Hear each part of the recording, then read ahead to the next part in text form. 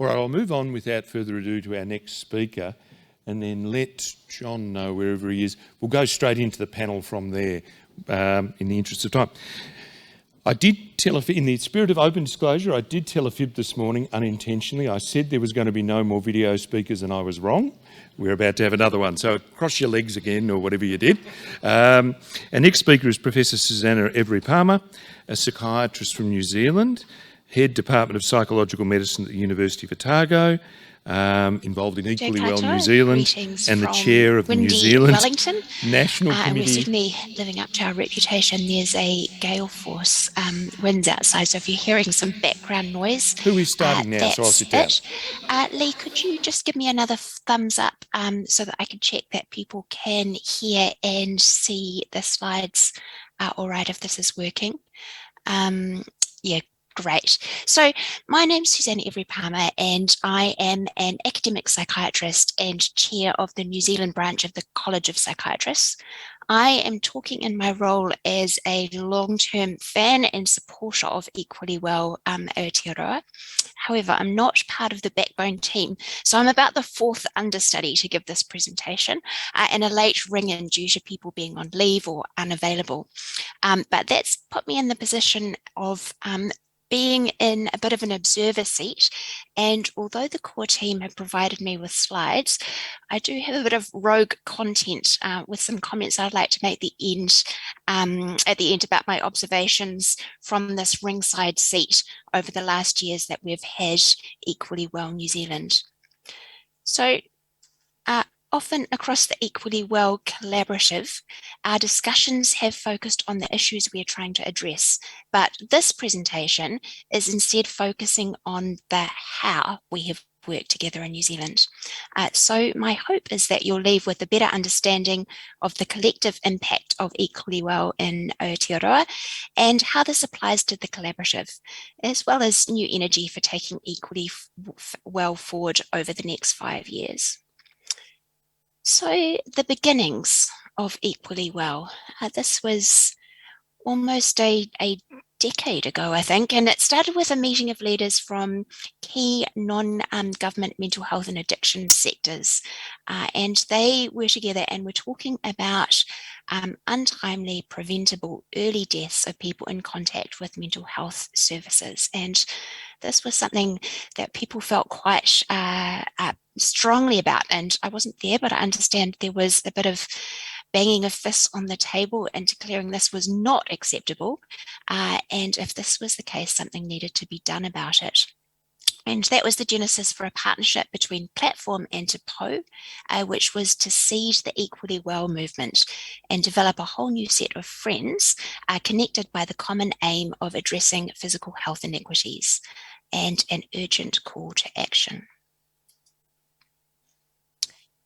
So the formal launch of the collaborative was in November 2014, following the publication of the first of now 3 Te Pou evidence reviews and the consensus position paper, which organisations were asked to endorse as they committed to action in their spheres of influence. Since its outset, we have used evidence to inform both the what we need to do, i.e. the solutions to achieve health equity, and the how we work together. And for this, the Equally Well team has drawn on what was then emerging evidence from the Tamarack Institute in Canada on how to bring about large-scale change. So the collaborative has grown from a few keen but smaller number people to a large group of over 120 members signed up to the consensus paper, with diverse champions and partners driving action. This then sparked a global movement with Equally Well teams in UK and Australia, inspired and based on the New Zealand collaborative. With all these supportive partners, it is also time to ask, are we really maximising the impact we could have together as a collective? Who else would we like to see here? And how could we organise ourselves more effectively for collective impact? These are some questions that the team's been exploring the last couple of years as they've repivoted and strengthened as a collaborative. So This slide highlights just some of the key milestones in building and sustaining the movement. From the urgent call to action in 2013, organising for impact in 2014 and 2015, and by 2016, reaching 100 endorsements. 2017 and 18 saw the beginnings of a global Equally Well movement, the second TIPO evidence review, the development of Champions Network to strengthen our reach. In 2019, the interim strategic leadership was formed, ensuring lived experience and whānau leadership at the heart of setting the direction. Equally Well was cited as a leading example of collective impact in Hei Ara Oranga, which was a report on the New Zealand Inquiry into Mental Health Services. And recently, the Minister of Health, Andrew Little, has highlighted and acknowledged the health disparities evidenced by Equally Well in his launch of the health and disability reforms. So I mentioned the Tamarack Institute before, and they have identified 6 conditions of system change that leads to sustainable change. So the Tamarack Institute are a Canadian learning centre that focus on harnessing the power and potential of communities to create impact on complex issues. So Equally Well, New Zealand is trying to operate in all of these 6 areas. And the Backbone team have found this framework helpful in identifying some of the shifts that have occurred. For example, the team's been particularly effective at shifting mental models, and they've recently been instrumental in the policy change where people with mental health and addiction issues had been recognised as a priority for COVID-19 vaccination. And I'm going to talk a bit more about this in a minute. The goal is to keep the action focused on both structural change and transformative change. So, where do we want to get to? Over the past year or so, the Equally Well Leadership Group and Backbone team have been reflecting on how best to strengthen and keep the movement going. As part of that, they've spent time with Global Collective Impact expert Dr. Liz Weaver, who's the co-CEO of the Tamarack Institute. And she's talked a lot about how community change doesn't just happen, but it occurs when a leader invites others to join them and bringing along others who want to change something because they're dissatisfied and want to shift the status quo. So collective impact wisdom sees Equally Well as an ecosystem. So here's a visual of this ecosystem structure in New Zealand with the interconnected hubs of action led by people and organisations with particular strengths or interests.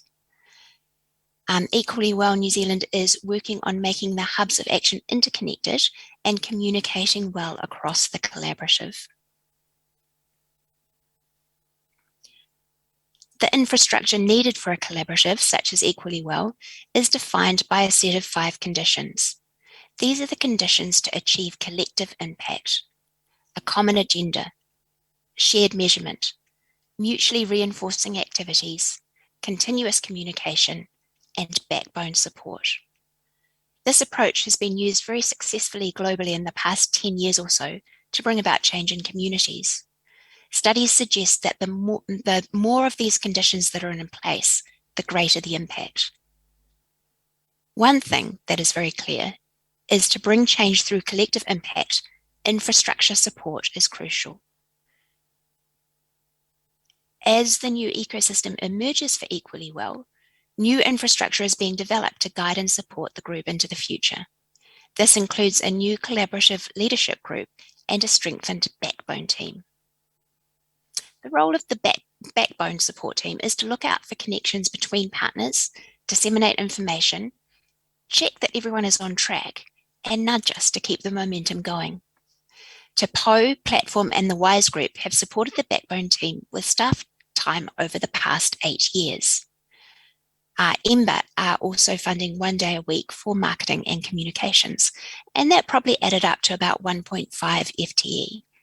However, last year, the Health Promotion Agency provided a one-off grant for 1 additional FTE, which is being used for dedicated project time and increasing the Māori expertise and leadership. So the backbone team has now grown to about 2.5 FTE. With additional Māori leadership and expertise, recent work has included the creation of the Ngā Waka o Matariki over the last 18 months by a small ropu or group of Māori experts and Helen Lockett, the strategic advisor. Its focus is on honouring the Treaty of Waitangi and raising physical health equity for Māori with mental health and addiction issues. Its goal is for all champions to listen, to be inspired, and to take action. Equally Well is about to run a series of workshops with champions to help people understand and use the framework. Now, I did promise at the beginning that I was going to go off script with a bit of rogue content, which is my reflections as an Equally Well partner. And I'd like to reflect a bit on the people at the centre, the backbone team. So Equally Well is a collective, but at the hub is the leadership, the passion and energy of the backbone team. And I think that this has been a really key thing to success. I mean, this team is dynamite. And if you heard Caro speak yesterday, you'll absolutely know what I mean. They're a group of people who are passionate, energetic, focused, and fun. So I teach a leadership course to psychiatric registrars, and I've often used the Equally Well Collaborative as a model of how to create change when there's a lot to do and little to do it with. And I think some of the key things that I talk to my trainees about is that Equally Well has had a combination of being evidence-based, great at mobilizing the masses, tenacity, and utilizing Kairos. And I'll just go through these things quickly. So the evidence base is this idea of being underpinned by strong science, having your facts laid out. And that's often the first step that is taken by the Equally Well Collaborative.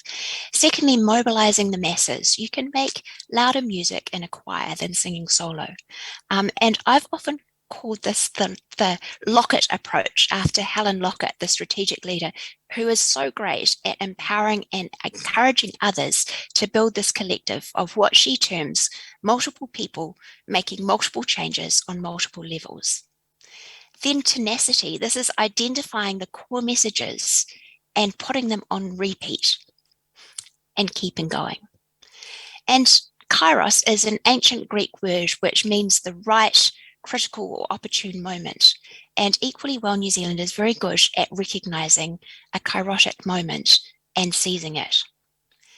And lastly, they're just high energy and fun. So the team is one that people want to be part of. So just quickly, I was part of the Equally Well collaboration working on COVID vaccination. The problem that we had was that people with mental health and addictions issues in New Zealand had not been prioritised in the vaccination rollout. And there was a very short window of opportunity to take action on that. So first, the evidence. Te undertook a literature scan to inform a position statement, providing an evidence update, which summarised key findings. This document helped inform the Equally Well Collaborative and others to take action, increase awareness and advocate. Secondly, mobilisation.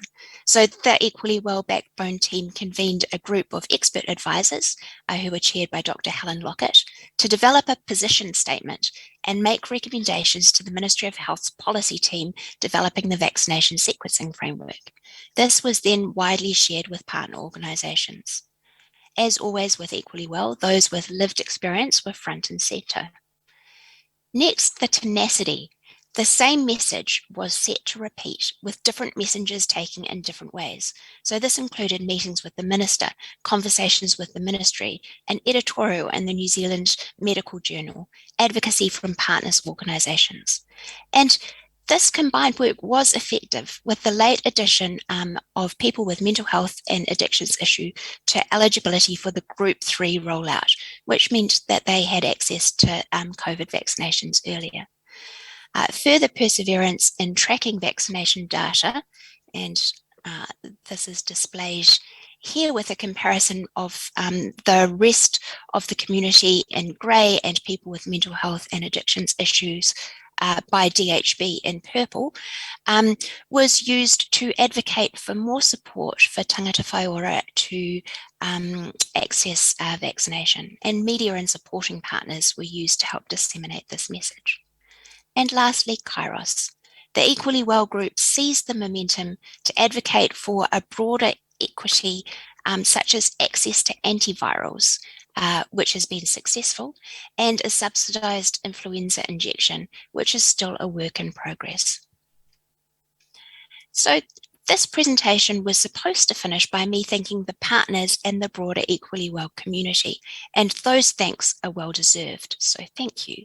But actually, I am going to finish by thanking Te Po, Platform, the WISE Group, and the Backbone team, specifically Helen, Ashley, Caro, Wendy, Olivia, Joe, Simon, and Megan. I'm really proud of being associated with Equally Well New Zealand. In my opinion, the core team is a brilliant example of not only creating a movement, but of also keeping that momentum going. Ngā mihi nui kia koutou. I thank you very much for listening. I think we need to finish up now because we're running a bit late, but we would be very happy for anyone to email questions through to Equally Well in New Zealand or to me at susanna.every-palmer@otago.ac.nz. Thank you.